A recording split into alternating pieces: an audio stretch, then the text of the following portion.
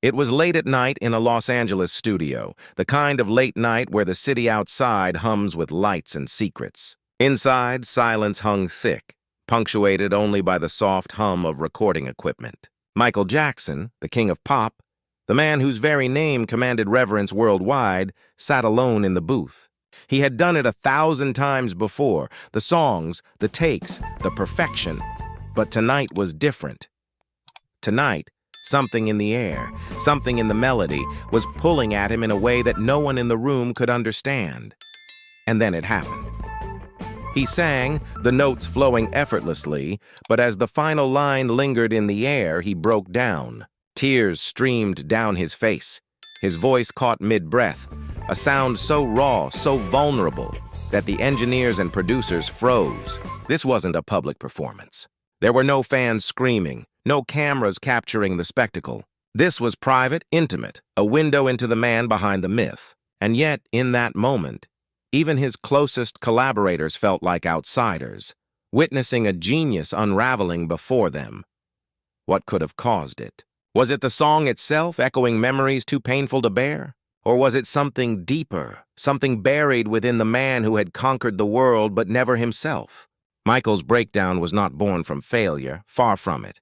In fact, the take he had just delivered was flawless, hauntingly perfect. But perfection can be heavy. Perfection can demand sacrifices that no one sees, and perfection can reveal the cracks in even the strongest armor. Tonight, that take did more than impress. It pierced. It reached into corners of Michael's soul that even he had tried to protect, and it left him exposed, fragile, and human in a way that would shake everyone present.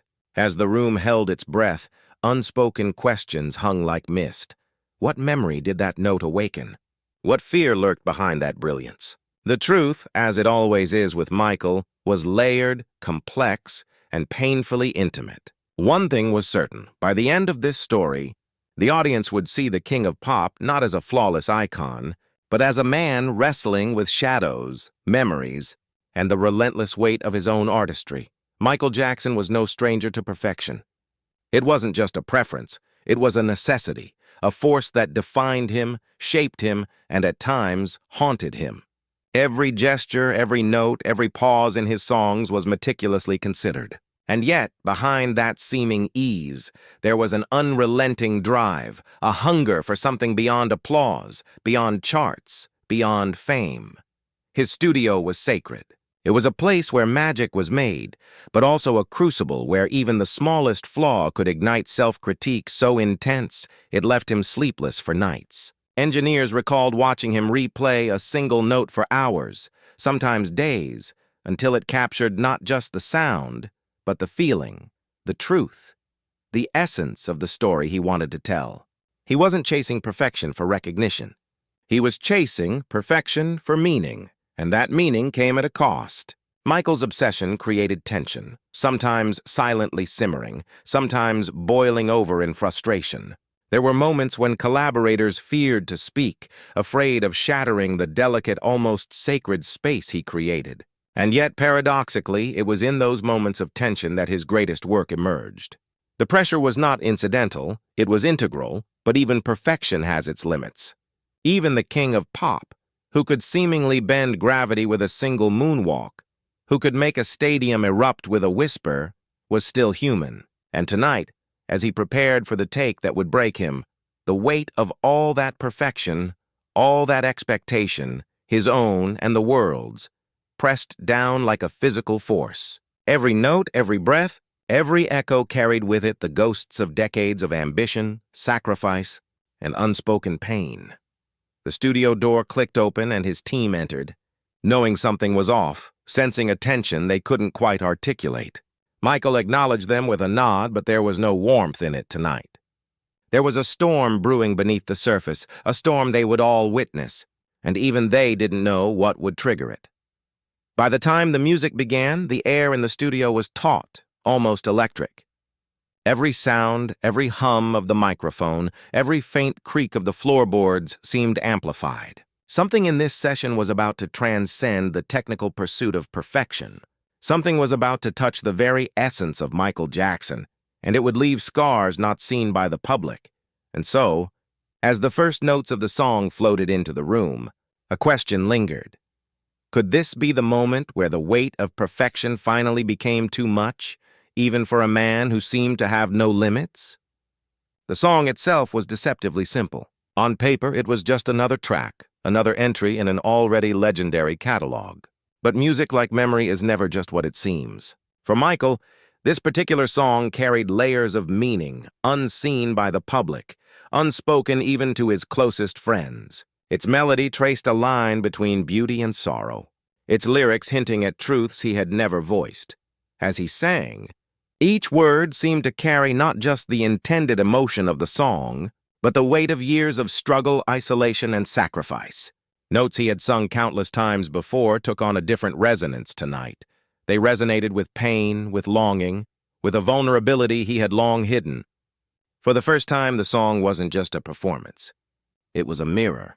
And mirrors, when they reflect the truth, are unforgiving. The engineers noticed the change immediately.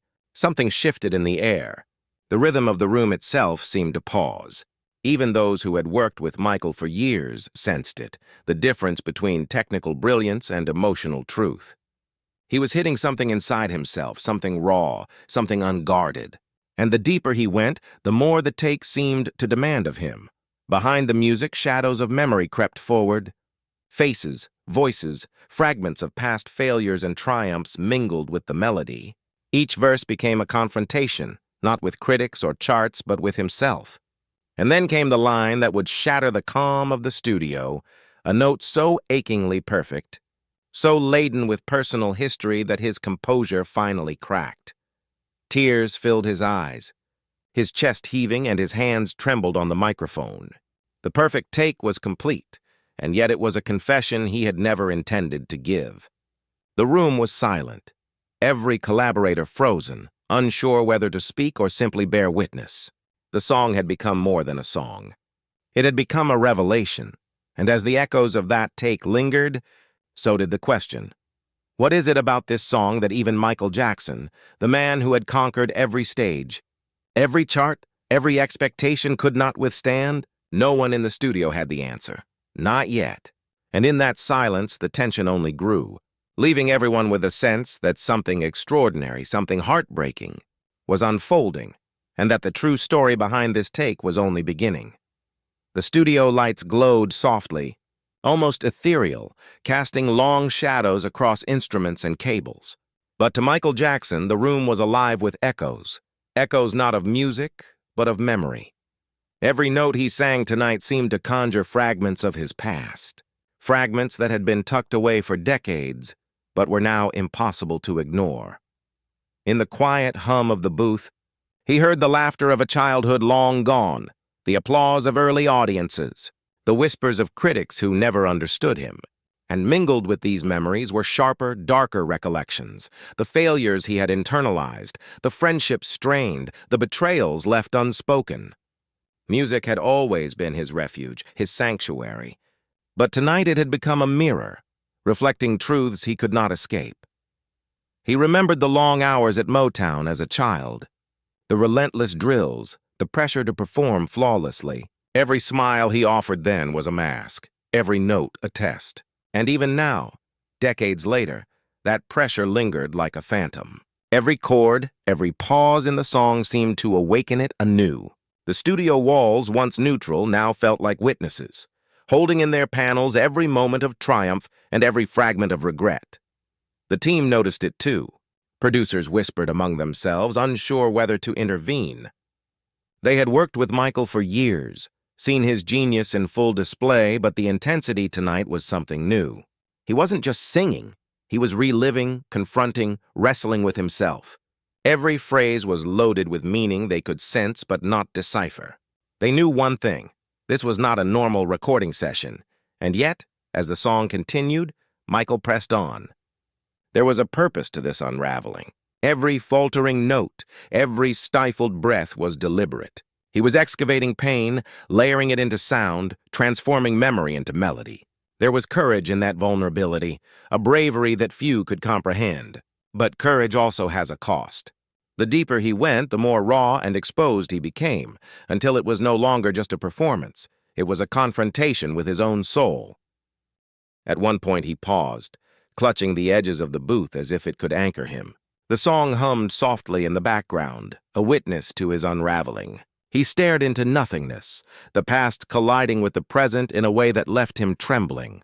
A childhood failure, a lost friend, a personal disappointment, all compressed into a single note, hanging in the air like a fragile glass sculpture, ready to shatter. And then came the subtle shift that everyone in the studio felt but could not name. A tension. A quiet tremor that suggested the breakdown was not over. It was building towards something greater, something undeniable. The room seemed to hold its breath as the question hung in the air. What memory has the power to move a man who has mastered the world to his knees? Michael swallowed hard, wiped a tear that he refused to acknowledge fully, and lifted the microphone again. The moment was electric. Something profound was about to happen.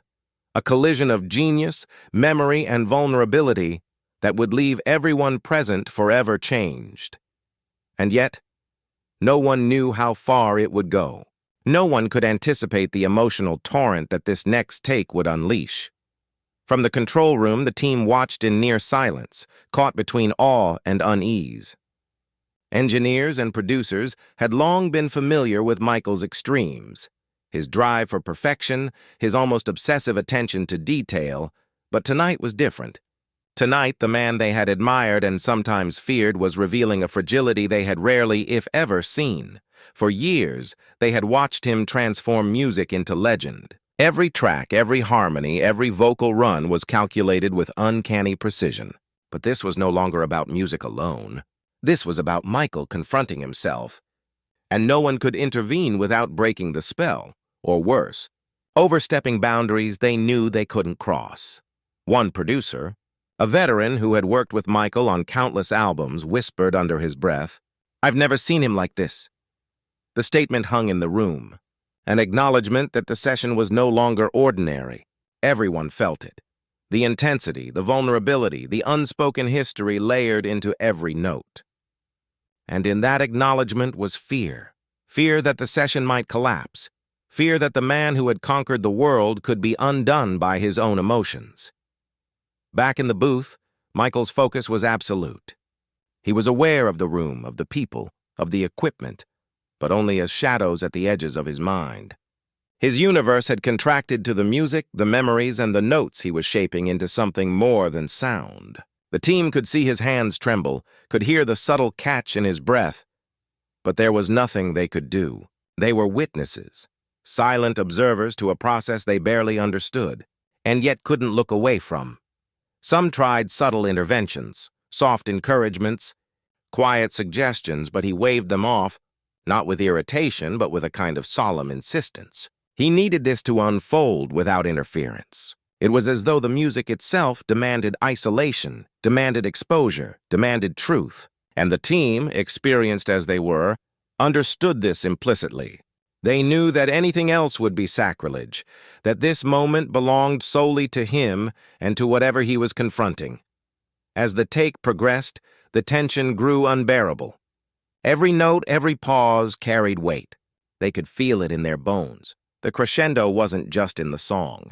It was in the room, in the air, in the history between the man and his past. And yet, each of them felt a secret hope that this unraveling would lead to something transcendent.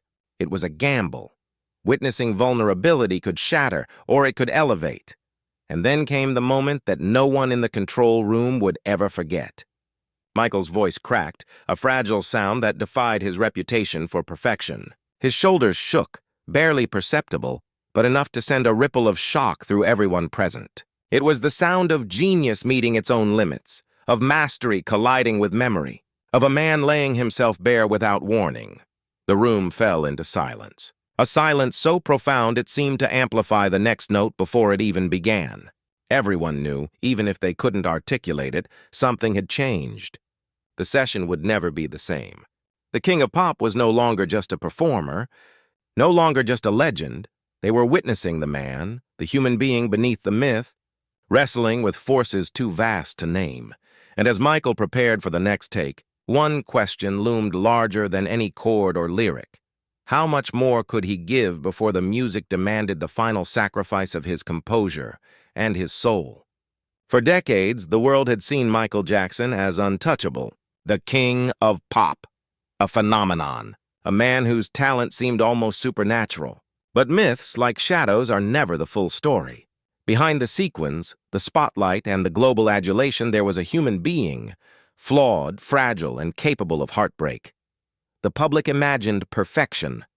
Every moonwalk, every high note, every flawless performance reinforced it. Fans expected brilliance, and they received it. Yet what the public never saw was the cost of that brilliance, the sleepless nights, the self-imposed isolation, the relentless pressure to outdo not just the world, but himself. Each song was more than music. It was a test of endurance, a confrontation with expectation, a negotiation with memory. Tonight, in that dimly lit studio, the myth collided with reality.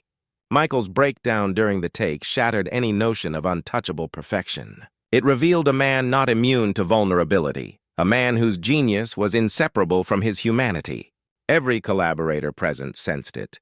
The perfect image had been stripped away, leaving only raw truth. The engineer who had worked on countless sessions whispered to himself, "I've never seen him like this, and I don't think anyone ever has." The session challenged everything the team thought they knew. Was this fragility a weakness? Absolutely not. It was proof of depth, of courage, of a willingness to confront himself through music in a way few artists could even imagine. Every note, every pause, every catch in his voice told a story that the public had never been allowed to hear. Michael's vulnerability was not accidental. It was deliberate. A truth so profound that it risked collapsing the very image that had made him a legend. And yet, there was beauty in that fragility. Watching him unravel and rebuild, facing his own memories and fears, was witnessing art in its most elemental form.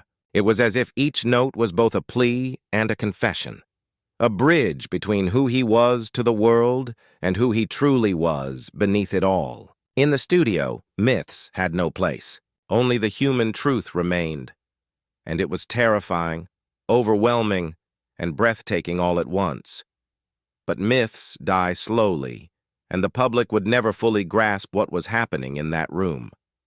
What they would never know is how a single take, a single song, could expose the paradox of Michael Jackson, a man who seemed invincible, but whose soul carried scars invisible to fame. And as the next note approached, one lingering thought haunted everyone. If the world could hear this take, would they still call him untouchable? Or would they finally see the man behind the crown? Tension in the studio is not always external. Sometimes it grows silently, nurtured by ambition, pride, and unspoken competition. Tonight there was more than music at play. Somewhere in the shadows of the control room, a rivalry simmered, subtle, almost invisible, yet undeniable.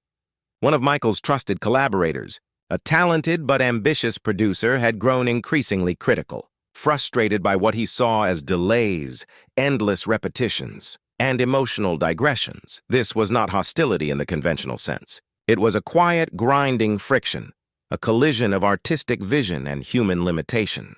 The producer believed the take could be better, faster, more controlled. Michael believed it needed truth, authenticity, the raw pulse of emotion that could not be rushed. Their philosophies clashed, invisibly but palpably, creating an undercurrent of tension that neither could ignore. The room felt like a pressure cooker. Every instruction, every suggestion, every glance carried double weight. The team felt it too. The unspoken competition, the subtle contest of wills between two geniuses approaching the same goal from radically different directions. And in the midst of this tension, Michael's breakdown took on a new dimension. It wasn't just memory or vulnerability that drove him to tears. It was the silent push and pull of rivalry, the strain of proving that his truth, his perfection, was not something anyone could dictate or define. Even subtle criticisms can ignite storms when the stakes are this high. A whispered suggestion about tempo, a raised eyebrow at phrasing, a careful correction intended to improve, any of these could have tipped him further into emotional intensity. And in that fragile state, the line between professional critique and personal challenge blurred. The king of pop, already exposed by the song itself, now faced an invisible adversary in the room, a collision not of malice, but of conflicting visions. Yet paradoxically, this rivalry also fueled brilliance. Artists and collaborators who had watched history unfold in his music understood that friction, when harnessed, could produce lightning. The subtle tension acted like a catalyst, pushing Michael to confront not only his emotions, but the limits of his own artistry. Every note now carried the weight of memory, vulnerability, and competition. The result was an intensity so raw that even the veteran team members could barely breathe as they listened. The climax of this tension arrived subtly, in a pause, in a glance, in a tremor of the voice. The producer's critique, intended to guide, collided with Michael's uncompromising pursuit of truth. And for a fleeting moment, the studio seemed suspended in time. Would the rivalry push him over the edge, or would it ignite a brilliance that none present had ever witnessed before? And as Michael raised the microphone for the next take, every person in that room felt it. The tension, the stakes, the unspoken question that would hang over the session like a storm cloud. How far would he go to prove that the music, and only the music, defined the perfection of this moment? The answer, as everyone knew, would change not just the session, but the way they would forever remember Michael Jackson, not as untouchable, not as flawless, but as human, brilliant, and breathtakingly vulnerable. The room was charged, a quiet electricity humming through every corner, every cable, every instrument. Michael Jackson, already pushed to the edge by memory, perfectionism, and subtle rivalries, now reached the point where control was no longer possible. He had fought to maintain composure, to channel vulnerability into artistry, but the song, the memories, and the invisible pressure of expectation converged into a force too powerful to resist. The first tear appeared almost imperceptibly. He wiped it away, a small act of defiance, but the next note betrayed him. His voice cracked mid-phrase, a sound so raw, so human, that the room fell silent. Even the most experienced engineers and collaborators froze, unsure whether to intervene or simply bear witness. The sound of genius colliding with emotion was unlike anything they had ever heard. Michael's hands gripped the microphone tightly, knuckles white. His chest rose and fell in shallow, trembling breaths. The lyrics he had sung 1,000 times suddenly carried weight beyond words, carrying fragments of childhood, loss, longing, and fear. Every note became a confession, a memory, a truth he had never dared to speak aloud. The studio was no longer a room. It was a crucible, and he was being purified by sound and emotion alike. The breakdown was not sudden. It had been building layer by layer, memory by memory, expectation by expectation. But in that moment, it became undeniable. His shoulders shook slightly, the tiniest imperceptible tremor, but it was enough to ripple through the team, creating a collective gasp. A recognition that something extraordinary and fragile was unfolding, and yet amid the chaos, Michael persisted. Every pause, every faltering breath, every crack in his voice became part of the performance, part of the take. It was as though the song demanded not only technical mastery, but the total exposure of his inner self. To stop now would have been betrayal. To continue was catharsis. The team held their collective breath as he lifted the final note, sustaining it with an intensity that seemed to bend time. The sound hung in the room like a fragile glass sculpture, vibrating with memory and raw humanity. And then, just as it seemed complete, Michael exhaled sharply, collapsing slightly against the microphone stand. For a long moment, silence reigned. The song had ended, but its resonance lingered, more powerful than the final note. Everyone in the room understood that they had witnessed something rare, something that transcended performance. This was not just music, it was truth made audible, vulnerability made visible, and genius made painfully human. And yet one question remained, hanging in the charged air. What was it about this moment, this take, that could break the king of pop in a way no audience ever could? The room remained still, the echoes of the take lingering like a presence that refused to dissipate. Michael Jackson sat quietly, catching his breath, composing himself, but the energy in the studio had shifted irreversibly. Something had been revealed. Something intimate, raw, undeniable. The myth of invincibility had been stripped away, replaced with a human truth so profound it was almost unbearable to witness. Producers and engineers exchanged glances, unsure how to respond. Years of experience had prepared them for brilliance, for genius, for perfection, but not for vulnerability of this magnitude. Some reached out softly, offering words of reassurance, while others chose silence, respecting the gravity of the moment. Every reaction was tentative because every reaction felt potentially intrusive. The room itself seemed to hold its breath, acknowledging the sacredness of what had just occurred. For Michael, the aftermath was a mixture of relief and exhaustion. The emotional release had been necessary, almost ritualistic, yet it left him drained. The song, the take, the memories, they had all demanded something of him that few could ever imagine. And yet, despite the tremors of fatigue, there was a quiet satisfaction in the achievement. He had confronted the shadows of his own life and transformed them into art. The team began to process what they had just witnessed. Some whispered about the brilliance of the take, the authenticity of the emotion, the sheer vulnerability that had been captured. Others wrestled with discomfort, unsure whether it was appropriate to celebrate or simply honor the human fragility they had observed. All were united in one understanding: this session would never be forgotten. Outside the studio, the world would never see this moment. Fans would hear the music, marvel at the notes, praise the genius, but they would not know the depth of pain, memory, and courage that had shaped it. That knowledge, that intimacy, belonged solely to the walls of the studio, to those who had been witnesses. And yet, even within the private sphere, questions remained. How would this take affect Michael's approach to music moving forward? Could such emotional exposure be repeated, or was this a unique convergence of memory, perfectionism, and human fragility? And perhaps most hauntingly, what did this reveal about the cost of greatness, the price of genius, and the unseen burdens carried by those the world deems untouchable? In the silence following the take, an unspoken tension lingered, the knowledge that what had been witnessed was both a climax and a turning point. Michael had given more than anyone could have expected, and in doing so, had irrevocably altered the dynamic of the session, the team, and perhaps even his own understanding of his artistry. And as the team slowly resumed their duties, tweaking levels, preparing for playback, quietly exchanging words, the lingering thought hung in the air. This was not just a song, this was a revelation, and its impact would echo far beyond the studio walls, shaping the legend of Michael Jackson in ways even the king himself might not fully comprehend. One final, unanswered question lingered. If the world could hear this take exactly as it was, would they still see the flawless king of pop? Or would they finally recognize the man beneath, brilliant, vulnerable, and profoundly human? The truth behind the take, the one that had reduced Michael Jackson to tears, was deeper than anyone in the studio had imagined. It was not simply the song, nor the relentless pursuit of perfection, nor even the quiet rivalries that simmered in the room.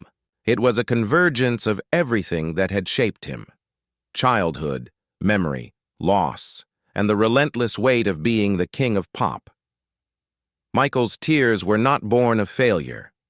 They were born of remembrance. The song had awakened ghosts from his earliest days, a childhood filled with both extraordinary opportunity and relentless pressure, with moments of triumph interlaced with isolation and longing. Every note of this take carried fragments of those experiences, moments that the world had never witnessed, moments that he himself had rarely confronted aloud. The lyrics were more than words. They were conduits for memory, for reflection, for emotional truth. As he sang, he revisited the first time he felt the sting of doubt, the first time he feared that his efforts would never be enough. He revisited friendships that had faded, mentors who had failed him, and losses that had left unhealed scars.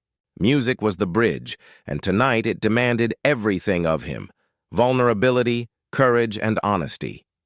The breakdown was cathartic, not destructive. It allowed Michael to pour decades of suppressed emotion into sound. Each crack in his voice was a testament to authenticity. Each trembling note was proof that genius and humanity are inseparable. And as the final phrase lingered, it carried not just melody, but the culmination of a lifetime of struggle, ambition, and the inexorable pursuit of truth. Even the team, who had been present through countless sessions, felt the weight of the revelation. This was more than artistry. It was a confession, a moment of unguarded truth so rare that it redefined everything they knew about Michael Jackson. He had transformed the studio into a sacred space, and the music itself had become a vessel for his most intimate self. Yet, the most profound revelation was not the breakdown itself, it was the purpose behind it. Michael had allowed himself to be seen, fully and unflinchingly, because he understood that true artistry requires exposure, that perfection without vulnerability is hollow. The take that had made him cry was the perfect marriage of technique and truth, a manifestation of the paradox that had always defined him. Flawless, yet profoundly human. Brilliant, yet deeply fragile. And as the final echo of the take faded, the room understood something undeniable. This was not merely a song. It was a mirror reflecting the life, the pain, the courage, and the genius of Michael Jackson. The king had conquered the impossible. Not charts, not audiences, but the act of confronting himself and translating that confrontation into music. A question lingered, hanging in the air like a breathless whisper. Could anyone truly understand the depth of sacrifice, of humanity, of soul that this single take contained? In the aftermath, the studio returned to its routine, yet nothing would ever be the same. The take had left its mark, not just on the music, but on the people who had witnessed it. For the team, it was a revelation of the man behind the legend, a glimpse into the emotional life of a figure who had long been mythologized, deified, and misunderstood.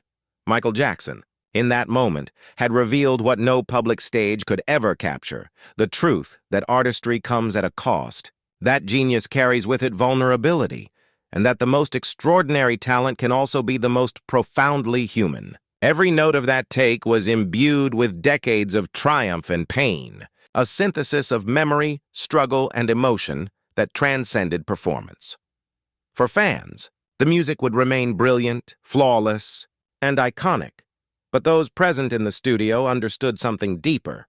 They understood that the perfection they admired had been forged in emotional honesty, that the brilliance of Michael Jackson was inseparable from his willingness to confront his own humanity. This take, more than any chart-topping hit or public spectacle, encapsulated the essence of the man. Reflecting on the session, one truth emerged. Vulnerability does not diminish greatness, it amplifies it. In allowing himself to break, to confront memories, fears, and pain, Michael had achieved a kind of perfection that was unreachable through technical skill alone. He had shown that the emotional stakes of art are as critical as the notes themselves. That the music is not merely heard, it is felt, lived, and endured. And as the echoes of that take faded into memory, it became clear that this was more than a recording. It was a legacy of courage, a testament to the cost of brilliance, and a lesson in authenticity. Michael had taken the audience, albeit indirectly, beyond spectacle into truth, revealing that even legends are fragile, that even icons carry scars, and that the pursuit of perfection is inseparable from the confrontation with self. The story of the take that made Michael Jackson cry in the studio endures because it speaks to a universal truth. Human vulnerability and extraordinary talent are not opposites, they are intertwined. The moment reminds us that brilliance is not absence of weakness, but the conscious act of embracing it, of transforming it into creation that moves the world. And in the quiet reflection that followed, the studio team and listeners alike could feel the resonance of that moment, the revelation of the man behind the myth, the proof that music can carry memory, and the realization that even the greatest artists are defined not by untouchable perfection, but by the courage to show their humanity. In the end, the take became legend, not for flawless technique, not for record-breaking notes, but for revealing the truth beneath the crown. The world would hear the song and marvel. Those present in the studio would never forget the tear, the crack, The human moment that encapsulated the paradox of Michael Jackson. Invincible yet vulnerable, brilliant yet fragile, mythic yet profoundly, painfully human, and the lingering question remains, echoing long after the music fades. If we could all confront our own truths as bravely as Michael confronted his in that studio, what masterpieces might we create?